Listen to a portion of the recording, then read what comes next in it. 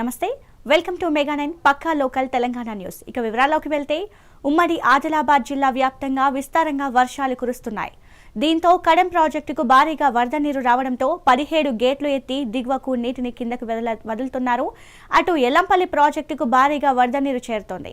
ఇటు గోదావరి నది వద్దకు ఎవరూ రావద్దని అధికారులు హెచ్చరికలు జారీ చేశారు. ప్రాజెక్టు సైరన్ మోగించి దిగువ ప్రాంతాల రైతులను హెచ్చరించారు. ఎల్లంపల్లి ప్రాజెక్టు 20 టీఎంసీలు కాగా ఇప్పటికి 16 టీఎంసీలు దాటింది.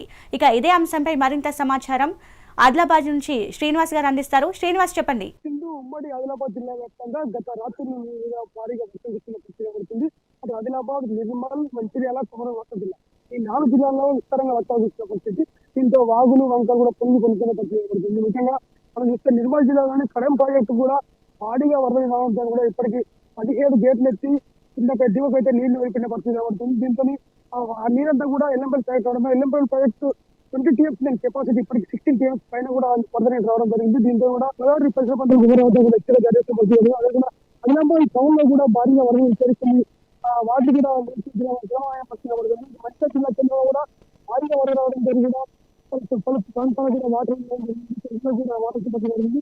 ముఖ్యంగా కోటపల్లి మండలంలో ప్రాణాంత బ్లాక్ వాటర్ వల్ల కూడా చాలా వరకు పంట జీవితమైన పరిస్థితి పడుతుంది. అదేవిధంగా ఆసిఫాబాద్ జిల్లాలోని ఇలా బాగా ప్రాణాంతలేదు పైన మహారాష్ట్ర భారీ వర్షాలు భారీగా వరద కూడా అక్కడ కూడా చాలా గ్రామాలకు కూడా రాకెట్ పరిస్థితి. ముఖ్యంగా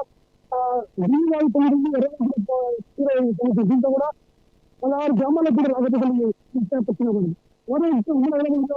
భారీ వర్షాలు కూడా మన పుస్తకం అయితే ఎల్లంపల్లి ప్రాజెక్ట్ కూడా భారీగా వరద రావడానికి మరికొద్ది గంటల్లో కూడా ఈ ప్రాజెక్ట్ గేట్ పెట్టే అవకాశం కనబడుతుంది.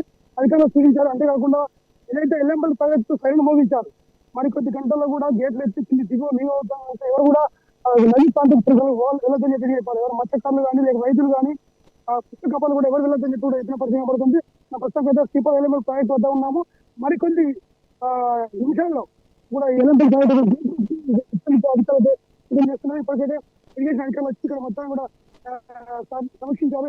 నీటి ప్రవాహం ఎలా వస్తుంది, ఎన్ని వరకు పూర్తి వచ్చే అవకాశం చూపించారు.